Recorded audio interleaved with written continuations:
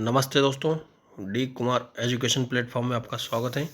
मेरा एक छोटा सा प्रयास है, आपको अच्छा लगे तो अधिक से अधिक लाइक कीजिए, शेयर कीजिए और सब्सक्राइब कीजिए।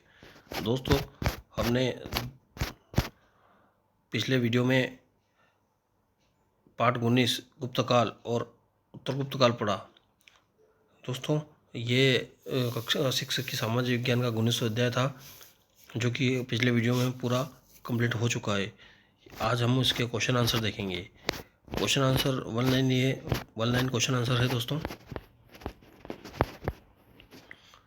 गुप्त वंश के प्रमुख शासकों के नाम बताइए।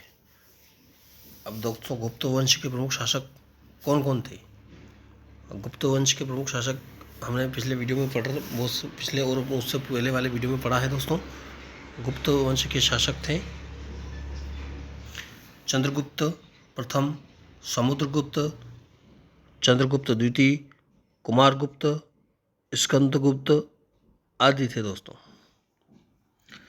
अब दोस्तों, अगला प्रश्न है, समुद्रगुप्त के किन किन राज्यों को जीता था?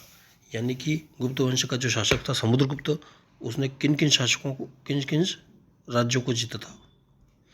दोस्तों, उसने विंध्य पर्वत 8 गणराज्यों को जीता और फिर दक्षिण भारत के 12 गणराज्यों पर विजय प्राप्त की। यानी कि विंध्य पर्वत के 8 गणराज्यों को जीता और उसके बाद दक्षिण भारत के 8 राज्यों पर विजय प्राप्त की। गुप्त काल में साम्राज्य को किन किन भागों में बांटा गया था? गुप्त काल को साम्राज्यों में प्रशासनिक व्यवस्था में बांटा गया था दोस्तों, सामाजिक व्यवस्था थी, व्यापार और व्यवसाय था, कला एवं साहित्य थी दोस्तों, चित्रकला भी थी दोस्तों, साहित्य और विज्ञान भी था और धार्मिक जीवन भी था दोस्तों। यानी कि 5-7 साम्राज्य में बांटा गया था दोस्तों। प्रशासनिक व्यवस्था भी थी, सामाजिक व्यवस्था भी थी, व्यापार व्यवसाय भी था दोस्तों। हर्षवर्धन के विजयों का वर्णन कीजिए। हर्षवर्धन जो राजा था, उसने किन किन राज्यों पर विजय प्राप्त की दोस्तों, वो देख लेते हैं दोस्तों। हर्षवर्धन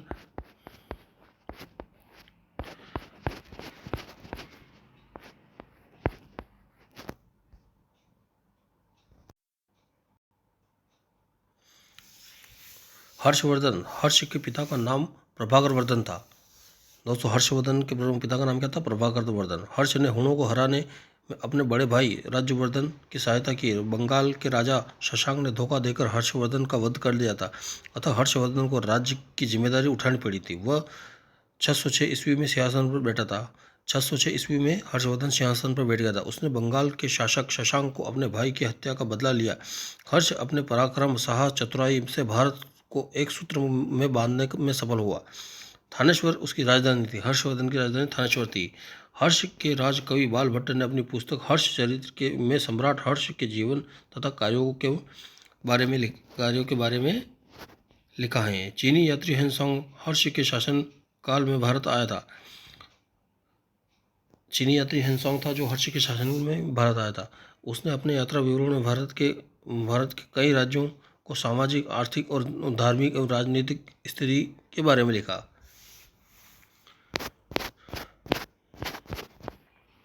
दोस्तों, इस तरह हर्षवर्धन ने विजयों का वर्णन था। विजय में उसने हुणों को हराया था दोस्तों। गुप्त काल के प्रमुख साहित्यकारों का नाम लिखिए दोस्तों।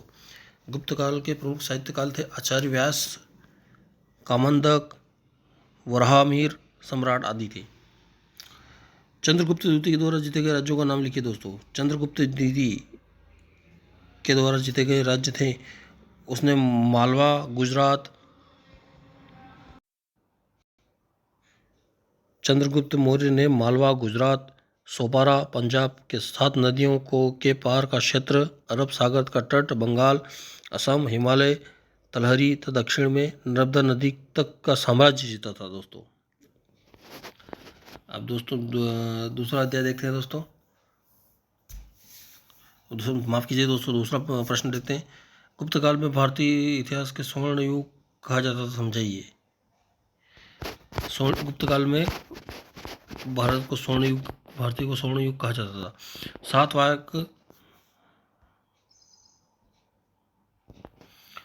सातवाहन एवं कुषाण साम्राज्य के पतन के पश्चात कई राजवंशों का आधिपत्य हुआ, इनमें वाकाटक और मोखरी वंश के अतिरिक्त गुप्त काल महत्वपूर्ण था। मौर्य के पतन के पश्चात नष्ट हो चुकी भारत की राजनीतिक एकता को गुप्त शासकों ने पुनर्जीवित किया। इस काल में भारत के आर्थिक, सामाजिक तथा साहित्यिक एवं कला के क्षेत्र में अपार उन्नति हुई। इस कारण गुप्त काल को भारतीय इतिहास का स्वर्ण युग कहा जाता था।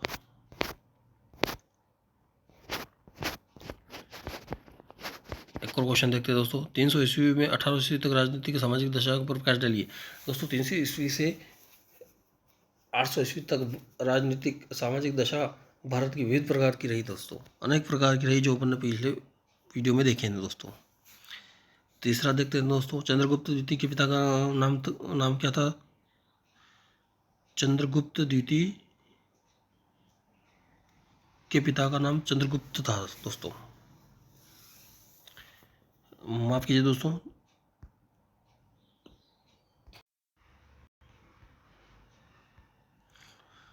चंद्रगुप्त द्वितीय के पिता समुद्रगुप्त थे दोस्तों।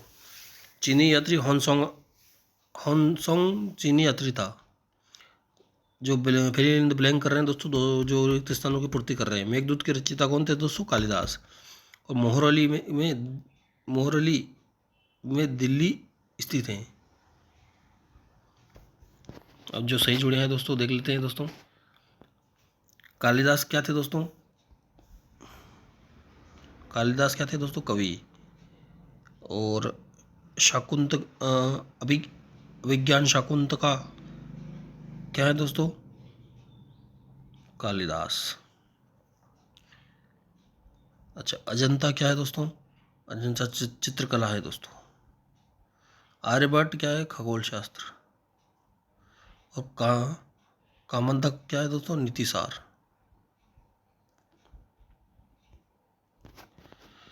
मेघदूत की रचयिता कौन है दोस्तों? मेघदूत की रचयिता कालिदास है दोस्तों। सूर्य सिद्धांत का संबंध किससे है दोस्तों? खगोल शास्त्र से सूर्य संबंध का सिद्धांत है दोस्तों। चंद्रगुप्त द्वितीय ने उपाधि धारण की थी विक्रमादित्य की दोस्तों। चंद्रगुप्त द्वितीय ने विक्रमादित्य की उपाधि धारण की थी। सूर्य सिद्धांत का संबंध किससे? खगोल शास्त्र से। मेघदूत की रचयिता कौन है दोस्तों? कालिदास। विषयपति प्रशासक होता था जिले का। कहाँ का होता दोस्तों? जिले का। दोस्तों मेरा एक छोटा सा प्रयास है, आपको अच्छा लगे तो सब्सक्राइब कीजिए, लाइक कीजिए, शेयर कीजिए। धन्यवाद दोस्तों।